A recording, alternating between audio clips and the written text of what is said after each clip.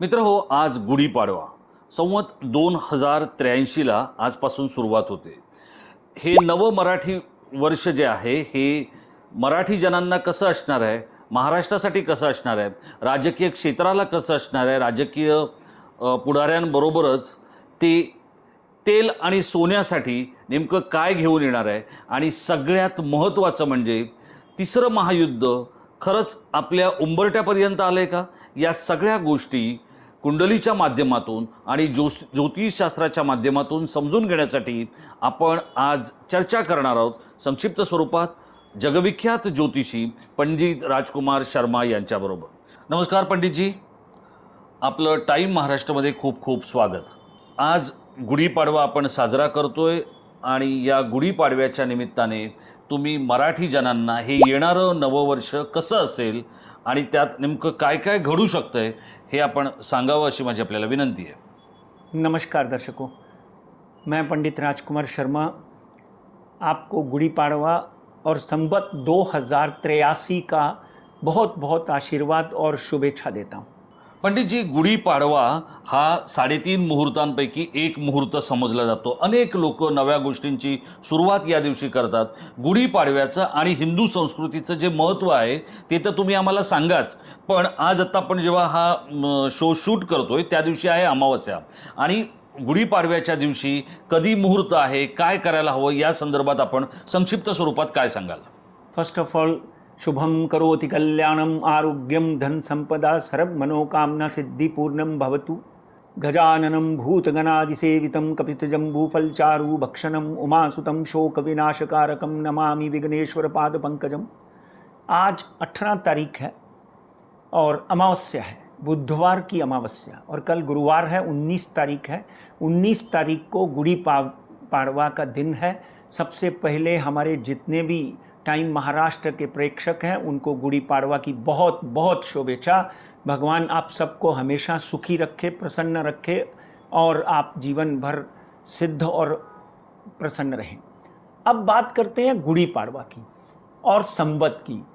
राजेश जी, एक बड़ी सुंदर बात बताता हूँ अपने दर्शकों को कि गुड़ी पाड़वा चैत्र नवरात्रा की पहली प्रतिपदा है. ये चैत्र नवरात्रों की पहली प्रतिपदा का मतलब है कि जब 1,82,82,00,000 साल पहले ब्रह्मा ने इस सृष्टि का निर्माण किया, वो कल का दिन है गुड़ी पाड़वा का.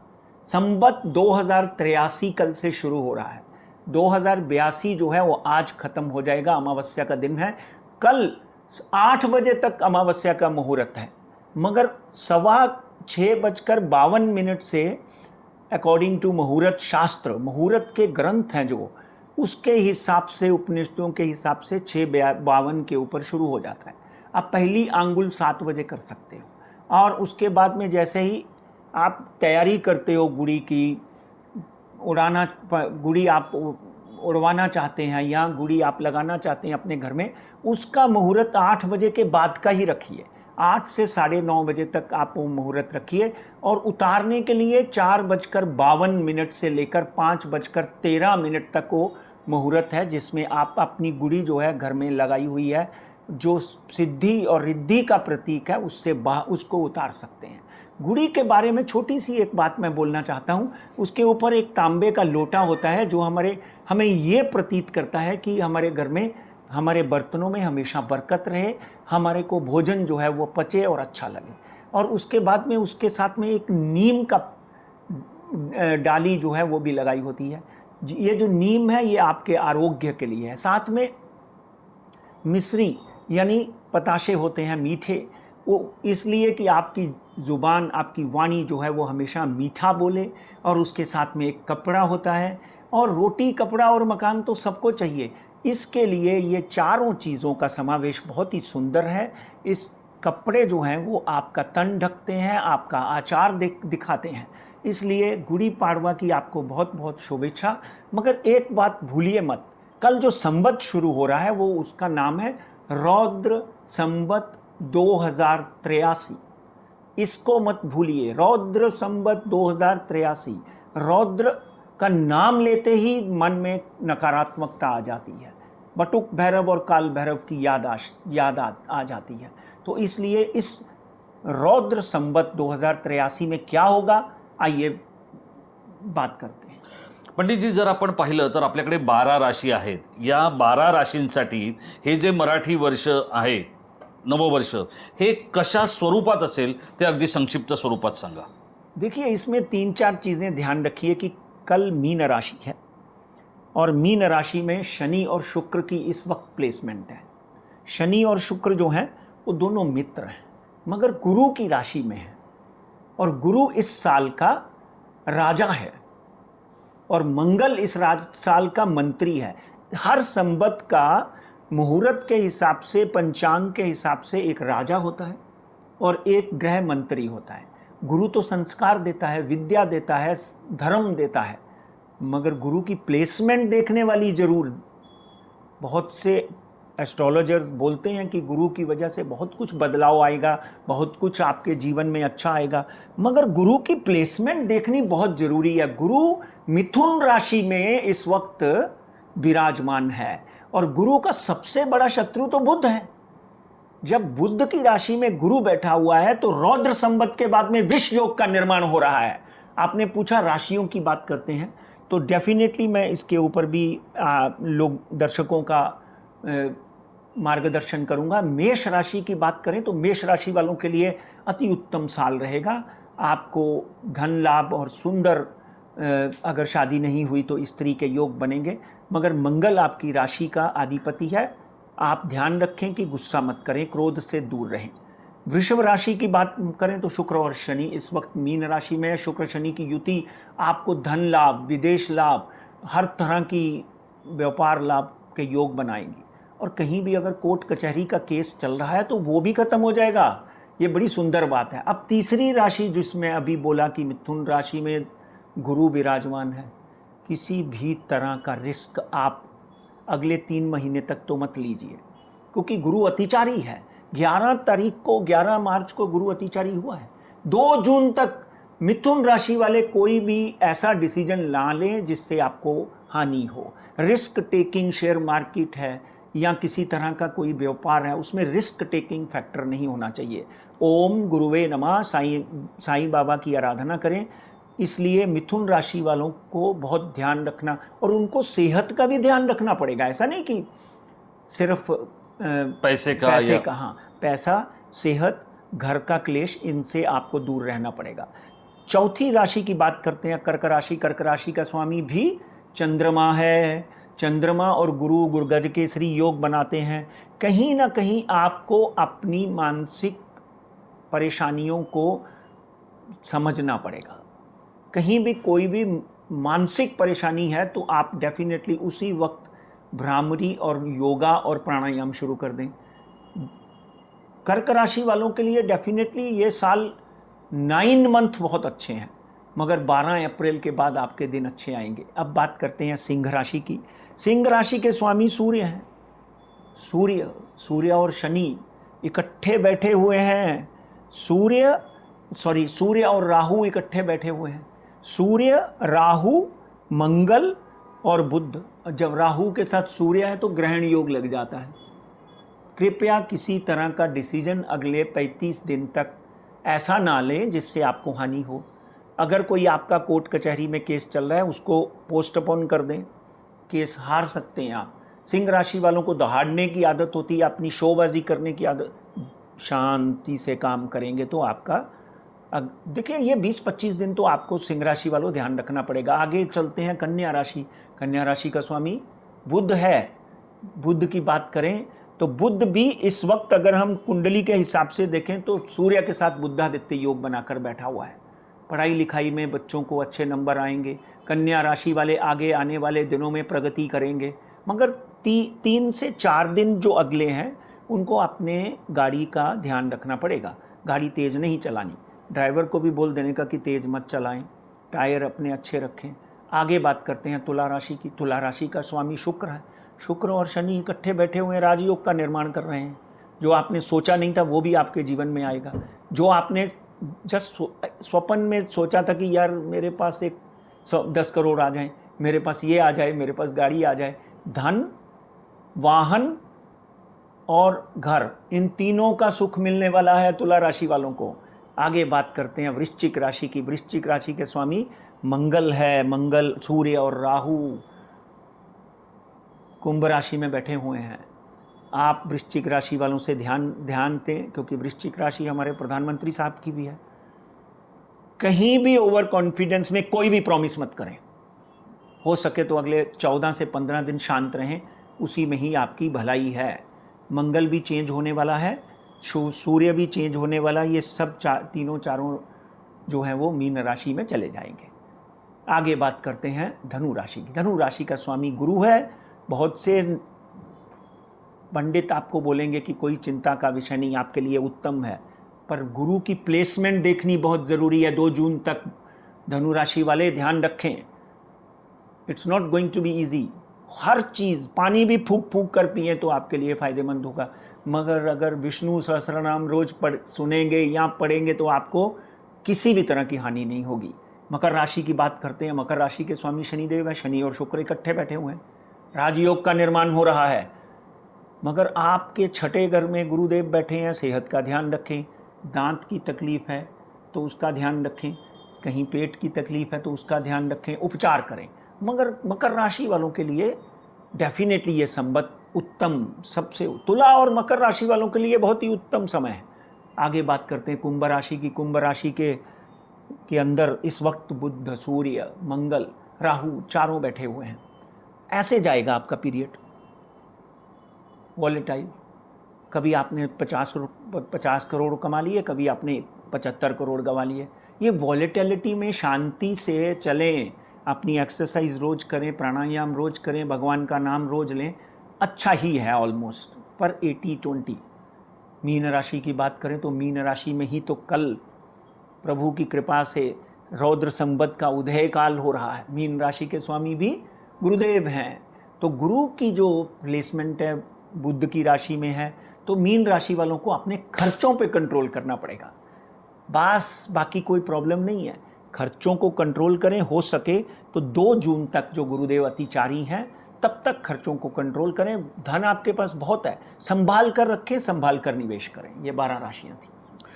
आता आपण पाहिलं मित्र हो की पंडित राजकुमार शर्मा यांनी 12 राशींचं जे काही भविष्य आपल्याला सांगितलेलं आहे येत्या वर्षभरासाठी, ते तुमच्यासारख्या तुमच्या प्रियजनांच्यासाठी अनेकांना परिणामकारक ठरू शकेल। पंडितजींना जर तुम्हाला संपर्क साधायचा असेल तर त्यासाठीचा क्रमांक जो आहे तो पंडितजींच्या कार्यालयाचा क्रमांक या मुलाखतीच्या खाली आम्ही दिलेला आहे। कृपया आमच्या कार्यालयामध्ये आपले जसे वारंवार फोन येतात तसे फोन करून, आपल्याला पंडितजींची वेळ मिळू शकणार नाही, त्यामुळे पंडितजींच्या कार्यालयाचा नंबर स्वतंत्रपणे आम्ही आपल्याला या स्क्रीनवर आता जो आपल्याला दिसतोय तिथे तुम्ही संपर्क साधून त्यांची वेळ घेऊ शकता।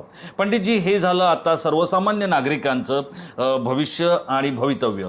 मला आता सगळ्यात महत्त्वाची गोष्ट जी आपल्याला विचारायची आहे ती म्हणजे येणाऱ्या वर्षभरासाठी, मराठी वर्षासाठी चा जरी आपण विचार करत असलो तरी येत्या वर्षभरामध्ये डोनाल्ड ट्रम्प यांचं भविष्य काय असणार आहे आणि अमेरिकेचं भवितव्य काय असणार आहे? मैं अमेरिका की कुंडली भी आज लेके आया हूँ आपके सामने। 4/7/1776 वाशिंगटन, गुरुवार का दिन था। विश्व का सबसे पावरफुल देश जो है वो इस वक्त भी अमेरिका ही है, इसमें कोई दो राय नहीं। मगर कहते हैं ना कि जैसा राजा वैसी प्रजा। अब आपने डोनाल्ड ट्रंप की बात करी, देखिए अमेरिका में ऐसे बहुत से नेता हुए जिन्होंने अमेरिका को इस शिखर तक पहुंचा दिया।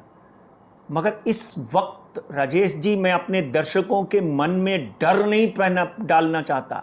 इस वक्त मैं ये बताना चाहता हूं कि जिस वक्त महाभारत हुआ, महाभारत में जिस तरह के योग, ग्रहों की रचना जिस तरह की थी, उस तरह की ग्रहों की रचना आज पंचांग में बनी हुई है। 12 जनवरी 12 फरवरी को ही हमने भविष्यवाणी कर दी थी कि खोमेनी मारा जाएगा, यह युद्ध शुरू होगा और यह युद्ध विश्व युद्ध की तरफ जाता हुआ दिखाई देगा। आपने देखा होगा कल परसों पाकिस्तान ने अफगानिस्तान के ऊपर अटैक कर दिया। ये युद्ध अभी शुरू है और शुरू रहेगा। आज युद्धाचा 19वा दिवस आहे, 19वा दिवस आहे. मला सांगा, तिसरं युद्ध होणार का? आणि ते जर झालं तर अमेरिका आज जितकं प्रभावशाली आहे तितकं प्रभावशाली असणार का? मित्रों, यहाँ पर इनकी बात बहुत सुंदर बात, बड़ी सुंदर बात है। इसका जवाब सुनिए। D for Duryodhan. सुन लीजिए मेरी बात, इस स्टडी को। टाइम महाराष्ट्र के प्रेक्षकों को मैं ये बताना चाहता हूं कि यहाँ पर महाभारत के समय जिस तरह का युद्ध की ग्रह दशा थी, वो इस वक्त ग्रह दशा पंचांग में चल रही है। और योग देखिए, इस योग का संबत देखिए, उसका नाम है रौद्र संबत 2083। टाइम महाराष्ट्र के लोग इस कार्यक्रम को बहुत प्रेम करते हैं, इसलिए एक बात ध्यान से सुनिए। महाभारत के समय एक नेता था जिसका नाम था दुर्योधन। डी फॉर दुर्योधन और डी फॉर डोनाल्ड ट्रंप। भगवान श्री कृष्ण पांडवों की तरफ से जब शांति दूत बनकर आते हैं तो उनका क्या हालत होता है आप देखिए महाभारत में। दुर्योधन बोलता है, सिपाहियों, इस गवाले को गिरफ्तार कर लो। उसी वक्त भीष्म पितामह द्रोणाचार्य उठकर भगवान श्री कृष्ण को प्रणाम करते हैं और कहते हैं, प्रभु माफ कर। अरे मूर्ख, क्या कर रहा है? पर दुर्योधन अपनी मूर्खता नहीं छोड़ता। उसी वक्त भगवान श्री कृष्ण को अपना विराट रूप दिखाना पड़ता है। उस विराट रूप को पूरा दरबार जब प्रणाम करता है, उसके बावजूद भी दुर्योधन नहीं समझता। विनाश काले विपरीत बुद्धी। म्हणजे तुम्हाला असं वाटतं की डोनाल्ड ट्रम्प हे विनाशकाले विपरीत बुद्धीच्या मार्गावर चाललेत? 200%। आप एक बात ध्यान से सुन लीजिए। डोनाल्ड ट्रंप आज अपनी जान छुड़ाने के पीछे पड़े हुए हैं। मैं पूरे विश्व के समाचार पढ़ता हूँ, चाहे वो फेक हैं चाहे वो सही हैं, उनका विश्लेषण करके आपके पास आया हूँ आज। यूएसए की कुंडली लेकर आया हूँ। यूएसए में राहु की महादशा चल रही है। यूएसए के ऊपर डोनाल्ड ट्रंप ने पहले भी राज किया, उसके बाद जो बाइडन आया। मगर कहते हैं ना, जो घटना होता है वो घट के रहता है। वापिस जो डोनाल्ड ट्रंप जीत गए। आज की जो परिस्थिति है, इजराइल के जो खोमेनी है और अमेरिका के राष्ट्रपति जो डोनाल्ड ट्रंप हैं, इनकी जान को भी खतरा हो सकता है। अमेरिका विश्व के सबसे बड़े पावरफुल कंट्री मानते ना आप, मगर ऐसा नहीं होता है। जब 16 अक्षौणी सेना महाभारत में स्वाहा हो गई तो डोनाल्ड ट्रंप और अमेरिका क्या है सर? रौद्र संबत, बटुक भैरव और महाकाल का की उपासना करो। It is not going to be easy for this year. इसलिए America may lose this war. ही लढाई अमेरिका हरेल असं तुम्हाला वाटतंय? भारताचा या लढाईवर काय परिणाम होईल संक्षिप्त स्वरूपात सांगा। याचं कारण असं आहे की या संपूर्ण सगळ्या लढाईमध्ये दुबई हे आता जवळपास 15 वर्ष मागे गेलं हे आपण पाहिलं। तिथले अनेक गुंतवणूकदार निघालेले आहेत। भारतामध्ये गॅसचा हाहाकार झालेला आहे, तेलाच्या किमती प्रचंड वाढलेल्या आहेत। आपण जगायचं कसं असा प्रश्न लोकांना दिसतोय। हे युद्ध भारताला सुद्धा अडचणीत आणणारं ठरेल का? भारत की अर्थव्यवस्था को डेफिनेटली धक्का लगेगा। मगर ध्यान रखिए, फिर मैं बोलता हूँ, जैसा राजा वैसी प्रजा। वातावरण आप ये देखिए, आपका राजा आपके देश को कितना प्रेम करता है। आदरणीय नरेंद्र मोदी की कुंडली का अध्ययन करते हुए और इस देश की कुंडली का अध्ययन करते हुए 15 अगस्त 1947 हम काल सर्प दोष से बाहर आ चुके हैं। भारत में तेल और गैस की हाहाकार बेशक मची हुई है, मगर इसका समाधान निकलेगा मई के पहले और पूरा विश्व भारत की तरफ, क्योंकि FIIs का इंटरेस्ट ऑलरेडी चाइना और भारत की तरफ आना शुरू हो गया है। बाजार गिरा जरूर है, हाहाकार मची जरूर है, मगर ये हाहाकार लंबी नहीं होगी। भारत के लिए ये रौद्र संबत जो है वो शुभकारी होने वाला है। ध्यान से सुन लो मेरी बात। दुबई में जो हुआ है वहाँ पर 70% पैसा अमेरिका का था। Black rock, Morgan and Stanley, कितनी बड़ी बड़ी कंपनियां जो सब तो दुबई में पैसा जमा करके, तो they are attacking Iranians are attacking. किसको अटैक कर रहे हैं? अमेरिकन्स को। वो अपने लोकल लोगों को अटैक नहीं कर रहे हैं। इसलिए दुबई की हालत जो भी है वो साल 2 साल में जैसे ही वॉर ख़त्म होती है वो ठीक हो जाएगी। मगर आपका बीच में सवाल था ना कि ये वॉर कब तक होगी, एक बार फिर पूछ सकते हैं मुझे? नाही नाही, मला फक्त हेच विचारायचं आहे की ही जी परिस्थिती आहे ही किती वेळ अशी राहील आणि हे युद्ध किती वेळ सुरू राहील? देखिए, यूक्रेन और रशिया के युद्ध के ऊपर जब हम मला कुंडलीच्या आधारे सांगा, मला कुंडलीच्या आंतरराष्ट्रीय आधारात सांगतो मी। यूक्रेन और रशिया का युद्ध लोग बोल रहे थे 6 दिन में खत्म हो जाएगा, 12 दिन में खत्म हो गया, 2.5 साल हो गए। 2 जून तक मित्रों ये युद्ध की समाप्ति मुझे दिखाई नहीं देती। 2 जून 2026, गुरु अतिचारी, गुरु इस देश, इस साल का राजा, मंगल इस साल का विस्फोटक, मंगल अंगारक। महाराष्ट्र में हम जब मंगल की बात करते तो अंगारक बोलते हैं। इसलिए ये युद्ध में नेतन्याहू, डोनाल्ड ट्रंप ऐसे बड़े नेताओं को भी समस्या आएगी। इसमें अभी तक चाइना और रशिया ने हस्तक्षेप नहीं किया, चाहे पीछे से कर रहे हों, मगर डायरेक्टली हस्तक्षेप नहीं किया। उसके उन दोनों के आने के भी योग बनते हैं। इसमें सबसे ज़्यादा नुकसान अगर किसी देश को होगा तो वो है USA, United state of America. उसकी जो अर्थव्यवस्था है बहुत बार ऐसी गिरी है कि पूछो मत, और ये आने वाले 1 साल में उनकी अर्थव्यवस्था के ऊपर भारी असर पड़ेगा। पंडितजी, माझा एक वेगळा थोडासा प्रश्न आहे की आपण जर अमेरिकेला महासत्ता म्हणतो तर डोनाल्ड ट्रम्प आणि भारत विश्वगुरू होण्याच्या दिशेनं चालला आहे, तर नरेंद्र मोदी, येणारं वर्ष ट्रम्प आणि मोदी यांच्या समोर ज्या वेळेला आपण बघतो त्यावेळेला या दोघांमध्ये कोण भारी असेल? नरेंद्र मोदी। डोनाल्ड ट्रंप के ऊपर तो सर अगले 6 से 9 महीने बहुत ही खराब हैं। नरेंद्र मोदी अपनी कूटनीति से, अपनी राजनीति से, अपनी चाणक्य नीति से पूरे विश्व को अचंभित कर देंगे। 15 दिन पहले, जिस दिन ये युद्ध हुआ है, 10 दिन पहले तो वो इजराइल जाके आए हैं। ईरान उनका सबसे परम मित्र रहा है हमारे देश का। विरोधी पक्ष उनके ऊपर अंकुश लगाते रहे कि खोमैनी का आपने अफसोस क्यों नहीं किया। मगर नरेंद्र मोदी जो चाल चल रहे हैं, उनके जो सलाहकार हैं वो अच्छे सलाहकार हैं जो उनको सही, इसलिए हम लक्की हैं कि हमें देश का प्रभावी आज का जो प्रधानमंत्री है वो 56 इंच की छाती लेकर अच्छा काम कर रहा है और देश को प्रेम करने वाला, नमस्ते सदा वत्सले मातृभूमी वाला। पंडितजी, एका बाजूला हे विश्वयुद्धाच्या उंबरठ्यावर आपण उभे आहोत। आपल्या सगळ्यांना ज्या 2 गोष्टी नेहमी परिणामकारक करतात ते म्हणजे सोनं आणि तेल। येणाऱ्या वर्षभरामध्ये या 2 घटकांपैकी सगळ्यात कोणाचे 12 वाजलेले असतील आणि सगळ्यात कोण सेफ्टी झोनमध्ये असेल? देखिए, इस वक्त अगर हम बात करें तो पहले तो कल आप कोई भी मुहूर्त पे सोना खरीदना चाहते हैं तो 11:55 से लेके 4 बजे तक सोना खरीद सकते हैं, कपड़ा खरीद सकते हैं। अगर आप अभी तीनों कोमोडिटी की बात करें, इसमें तेल जो है, हमने जो भविष्यवाणी की थी कि $100 हो जाएगा, वो $100 हो गया था। तेल अगले आने वाले दिनों में 100 रुपीज़, कम से कम 10,000 रुपीज़ पर बैरल होते हुए दिखाई दे रहा है, और डॉलर्स में 125। बहुत सी रिफाइनरीज़ के ऊपर अटैक हो चुके हैं। शनि की प्लेसमेंट अगर देखते हैं, शनि सूर्य के साथ में अगले 15 दिन में बैठने वाला है, तो डेफिनेटली तेल में एक बड़ी आग लगेगी। गैस और तेल की किल्लत पूरे वर्ल्ड में होने वाली है, इसलिए अपने चूल्हे संभाल के रख लो, स्टोव निकाल के रख लो, और इलेक्ट्रिक स्टोव क्या बोलते हैं उसको निकाल के रख। डेफिनेटली किल्लत होगी, भारत में भी उसकी किल्लत होगी, भारत में भी उसकी समस्या होगी। सबसे पहली कमोडिटी तेल है जो बढ़ेगा और नॉट अवेलेबल होगा। गैस जो है वो नॉट अवेलेबल होगी। 2 जून तक ये परिस्थिति और गंभीर हो सकती है।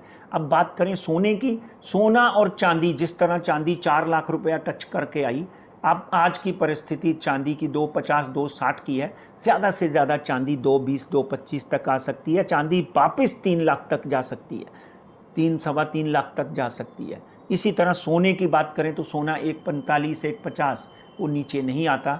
सोना भी आगे आने वाले दिनों में एटलीस्ट इस संबत में नहीं तो अगले संबत में 2 लाख रुपए पर 10 ग्राम पर तोला होता हुआ दिखाई देगा। मगर सबसे ज़्यादा इफ़ेक्टिव, सबसे ज़्यादा जो दुष्प्रभाव है वो गैस और तेल पे पड़ेगा।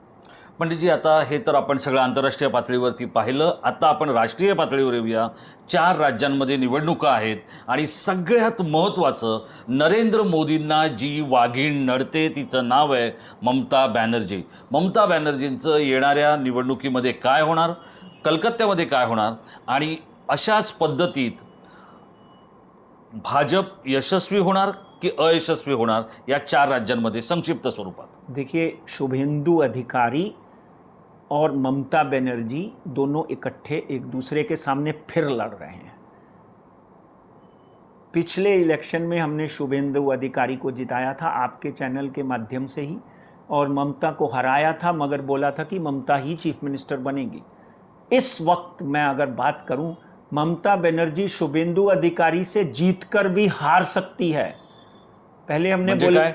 हाँ, पहले हमने बोला था कि ये हार कर भी चीफ मिनिस्टर बन सकती है, मगर इस वक्त तो इलेक्शन में जीत सकती है, मगर चीफ मिनिस्टर बनने के चांसेस बहुत कम है। बुद्ध की महादशा ममता जी के ऊपर शुरू हुई है। बहुत सालों से आप मेरी ये भविष्यवाणियाँ देखते आए हैं, इसलिए वहाँ पर भारतीय जनता पार्टी अपना झंडा गाड़ सकती है। पंडितजी, मला एक सांगा की ममता बॅनर्जी ही जगातला विश्वगुरू होऊ पाहणाऱ्या नरेंद्र मोदींना ज्या कारणामुळे नडते तो त्यांच्या कुंडलीतला ग्रह कोणता? विनाशकाले विपरीत बुद्धि। ऐसा है कि 3 बार मुख्यमंत्री बनने के बाद एक आदमी को ओवर कॉन्फिडेंस आ जाता है।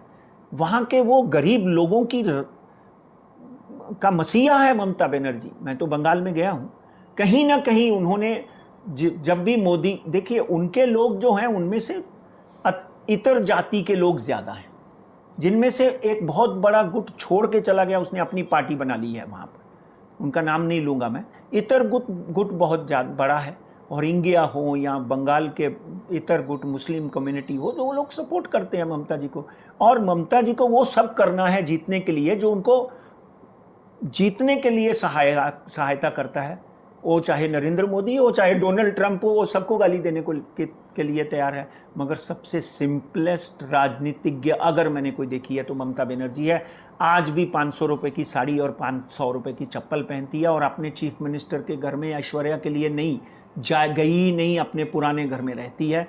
ममता बनर्जी के इस इलेक्शन में हारने के बहुत ज़्यादा योग हैं। भारतीय जनता पार्टी साम दाम दंड करके वहाँ पर अपनी सरकार बनाने में सक्षम हो सकती है। पंडितजी, हे झालं. आता तुम्ही ममता बॅनर्जींबद्दल बोललात. मला आता यायचं आहे महाराष्ट्रामध्ये. महाराष्ट्राचे 5 प्रमुख नेते, त्यांना येणारं मराठी नववर्ष कसं असेल त्यामध्ये सगळ्यात पहिल्यांदा देवेंद्र फडणवीस संक्षिप्त स्वरूपात, त्यानंतर एकनाथ शिंदे, सुनेत्रा पवार आणि पार्थ पवार यांना अजित पवारांइतकंच, स्वर्गीय अजित पवारांइतकंच प्रेम महाराष्ट्रातली जनता करेल का? त्यानंतर शरद पवार आणि उद्धव ठाकरे. चला, पहिल्यांदा देवेंद्र फडणवीस. देवेंद्र फडणवीस की कुंडली में शुक्र की महादशा शुरू हो रही है। मैं बहुत सालों से बोलता आया हूं कि केतु में उनको तकलीफ होगी। 2019 में चीफ मिनिस्टर बनते हुए रह गए, 2022 में बनते हुए रह गए, 2024 में बन गए। आगे आने वाला जो साल है देवेंद्र फडणवीस के लिए अति उत्तम शुभकारी है। और शुक्र की महादशा में शुक्र और शनि की, मैं अभी बोला राजयोग चल रहा है, शुक्र और शनि में देवेंद्र फडणवीस और मजबूत होंगे और महाराष्ट्र को मजबूत करने की पूरी कोशिश करेंगे। और अगले संवत तक मुझे दिल्ली जाते नहीं दिखाई देते, बहुत से लोगों के सपने हैं। अब आगे बात करते हैं, अगला आपने एकनाथ शिंदे की बात करें। एकनाथ शिंदे की कुंडली में 2012 से 2029 तक राहु की महादशा चल रही है। 12 से हम बोलते हैं कि एकनाथ शिंदे सीएम बन सकते हैं, एकनाथ शिंदे सीएम बने, उसके बाद अभी डीसीएम बन गए। राहु की महादशा, राहु कौन है? राहु शनि का मित्र है, शुक्र का मित्र है। दैत्यानाम परमम गुरु सर्वशास्त्र प्रवक्ता नाम तम शुक्रम प्रणमामि हम। तो राहु एकनाथ जी का ऐसी जगह पर बैठा हुआ है कि 2029 तक बहुत से लोग उनको गिराने की कोशिश कर सकते हैं, बहुत से लोग उनके विरोध में आ सकते हैं, बहुत से लोग उनको षड्यंत्र कर सकते हैं। मगर 2029 तक एकनाथ शिंदे जो हैं तटस्थ अपनी शिवसेना एकनाथ शिंदे को मजबूत करते हुए दिखाई देते हैं। और मैंने पहले भी बोला था बहुत से लोग उनको ज्वाइन करेंगे। मैं आज भी बोलता हूं कि एकनाथ शिंदे को लोग लाइक करेंगे, पसंद करेंगे। और आगे आने वाले दिनों में ऐसा फिर समय आ सकता है कि एकनाथ शिंदे 2029 से पहले चीफ मिनिस्टर बन सकते हैं वापस। मगर देवेंद्र फडणवीस अगले 1.5 से 2 साल कहीं जाते हुए दिखाई नहीं देते। मगर एकनाथ शिंदे की कुंडली, क्योंकि रौद्र संबत है, रौद्र संबत का मतलब शनि, शुक्र, राहु, केतु। केतु मघा नक्षत्र में चला गया है राजेश जी परसों। ये चारों दैत्यों के जितने भी शनि की महादशा, शुक्र की महादशा देवेंद्र की, इसकी राहु की, तो ये हिलने वाले नहीं हैं। ये लोग मजबूती से पंडितजी, महाराष्ट्र। एका बाजूला आपण सांगताय देवेंद्र फडणवीस 1.5 वर्ष किंवा पुढचं वर्षभर तरी ते जात नाहीये दिल्लीला, दुसऱ्या बाजूला तुम्ही सांगताय की एकनाथ शिंदेचा परत भरभराटीचा काळ येणार आहे.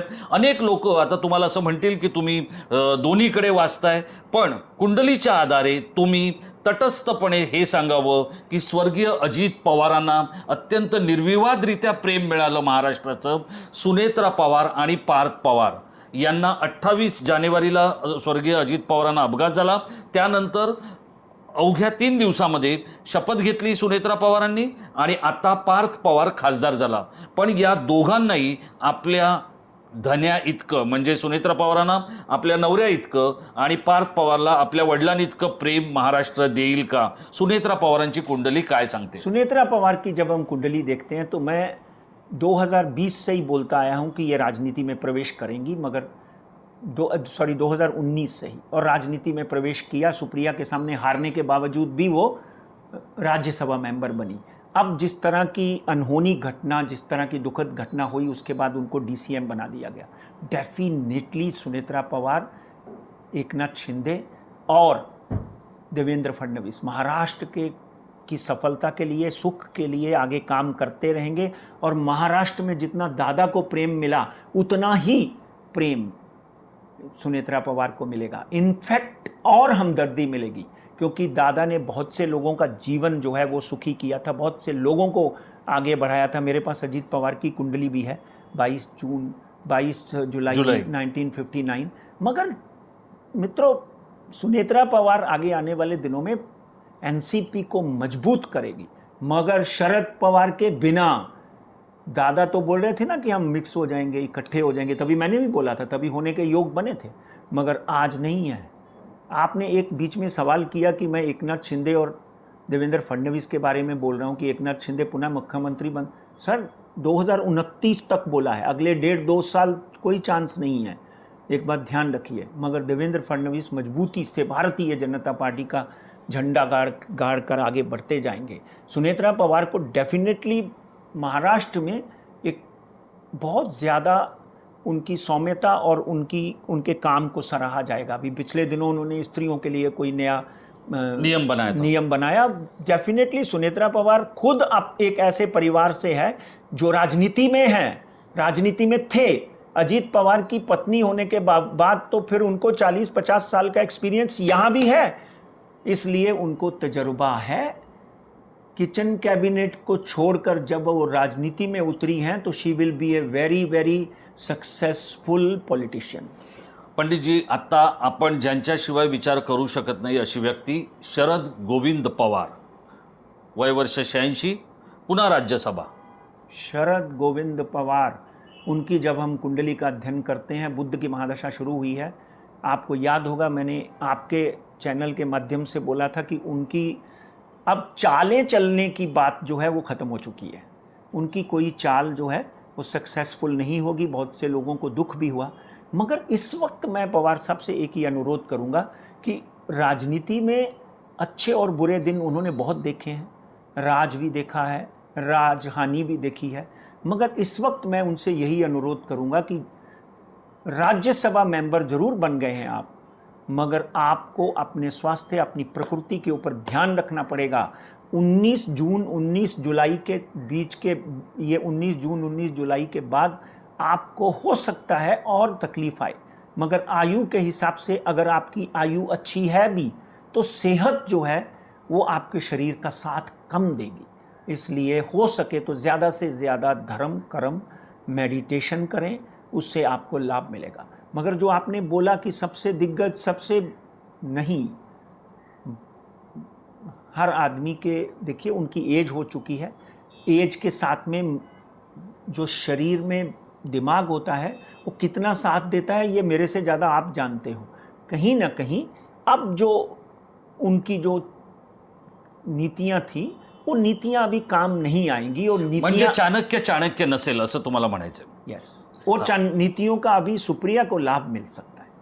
पंडित जी, माझा शेवटचा प्रश्न, उद्धव ठाकरे शेवटचं व्यक्तिमत्व. देखिए उद्धव ठाकरे साहब की कुंडली का बहुत अच्छी तरह से अध्ययन. त्याच्या आधी एक छोटासा उपप्रश्न आहे की दोन्ही भावांमध्ये आता थोडंसं बिनसल्याचं माध्यमांमधून आपल्याला कळतंय. राज ठाकरेंचा मेळावा गुरुवारी संध्याकाळी होतोय, तेही आपण पाहिलंय, म्हणजे गुढीपाडव्याच्या दिवशी. उद्धव राज हे म्हणजे जेव्हा मी तुम्हाला विचारतोय तेव्हा राज ठाकरे पण त्यामध्ये मी अपेक्षित करतोय. आपल्याकडेच आम्ही भविष्यवाणी केली होती की एकत्रित येणार, बरोबर आणि आहे. ते आले. बरोबर है. आज अगर हम उद्धव जी की कुंडली का अध्ययन करें तो 27/7/1960 सिंह राशि मैंने अभी बोला आपको कि सिंह राशि का स्वामी सूर्य है. सूर्य राहु के साथ ग्रहण योग बनाकर बैठा हुआ है. तो इसलिए शरद पवार के बाद सबसे इम्पोर्टेंट मैं आपसे रिक्वेस्ट करूंगा उद्धव जी कि आपको भी अपनी हेल्थ का ध्यान रखना पड़ेगा. राजनीति में इस वक्त जो आपके दिन हैं, राज ठाकरे के साथ कंपैटिबिलिटी चार्ट बनाई जाए या फुटेज देखी जाए जब राज ने आपको ज्वाइन किया, या जितनी भी आपने मिलकर रैलियां की हैं, बॉडी लैंग्वेज आप देख लीजिए राज ठाकरे की और आपकी, और लोगों का समर्थन डेफिनेटली बाला साहब की तरफ है. उद्धव जी वापस बाउंस बैक करेंगे, मगर साल 1.5 साल अभी तक उनको संघर्ष करना पड़ेगा. इस वक्त उनकी शनि की महादशा चल रही है 2042 तक, और 2022 से एकनाथ, जैसे ही एकनाथ निकला है 2022 में, तो शनि इनका जो है वो बहुत उत्तम नहीं है. इनको फूंक फूंक कर कदम रखने पड़ेंगे. मित्र कौन है और शत्रु कौन है ये समझने के लिए इनको समय लगता है, मगर 5/5/2026 तक तो डेफिनेटली शनि में शनि है, उसमें शनि में बुध आएगा. अपने प्रकृति का ध्यान रखें. राजनीति होती रहेगी अगर आपकी सेहत अच्छी है तो. डेफिनेटली ये साल भी आपके लिए मध्यम है. हे आहेत पंडित राजकुमार शर्मा. आता आपण 5 प्रमुख नेत्यांची जी काय भविष्यवाणी आहे ती त्यांच्याकडून समजून घेतली. ममता बॅनर्जींचं काय होणार हेही समजून घेतलं. तिसरं महायुद्ध होणार की नाही याकडेही लक्ष दिलं. तेल आणि सोनं याच्यात काय आहे हे पण आपण पाहिलं. पंडितजी, आपण अशी आशा करूया की येणारं जे काय मराठी नववर्ष आहे ते सगळ्या मराठी जनांना आणि भारतवर्षातील सगळ्यांनाच खूपच फलदायी आणि सुख समृद्धीनं भरलेलं जावो अशी आपण आशा करूया. आपण वेळात वेळ काढून या सगळ्या गोष्टीवर भाष्य केलं त्याबद्दल आपल्याला खूप खूप धन्यवाद. मित्रहो, आपण पंडित राजकुमार शर्मांची भविष्यवाणी ऐकली असेल. आपल्यापैकी काहींना जर त्यांना भेटायचं असेल तर ते त्यांना भेटू शकतात. तिथे आमच्या या व्हिडिओचा जो काही क्रमांक आहे त्यावरती संपर्क साधून ते भेटू शकतील. कृपया चॅनेलच्या क्रमांकावर आपण संपर्क साधू नका. पंडित राजकुमार शर्मांनी व्यक्त केलेली मतं ही पंडित राजकुमार शर्मा यांची कुंडलीच्या आधारावर आणि ज्योतिष आणि भविष्याच्या आधारावर व्यक्त केलेली मतं आहेत. वाहिनीचा किंवा टाईम महाराष्ट्राचा त्याच्याशी थेट कोणताही संबंध नाही याची आपण कृपया काळजी घ्यावी. पंडितजींची भविष्यवाणी आतापर्यंत जवळपास 97 ते 98% जशीच्या तशी खरी ठरताना मागच्या काही अनुभवांवरून आपल्याला जाणवलेलं असेलच, आणि त्यासाठीच ते जगभरात ओळखले जातात. पण तरीही टाईम महाराष्ट्र हा पंडितजींनी व्यक्त केलेल्या पासून वेगळा आहे आणि पंडितजींची भविष्यवाणी ही वेगळी आहे. आपण पंडितजींना संपर्क साधू शकता आमच्या या व्हिडिओमध्ये जो पंडितजींचा क्रमांक आहे त्यावरती. पंडितजी, आपले खूप खूप धन्यवाद. धन्यवाद. नमस्कार.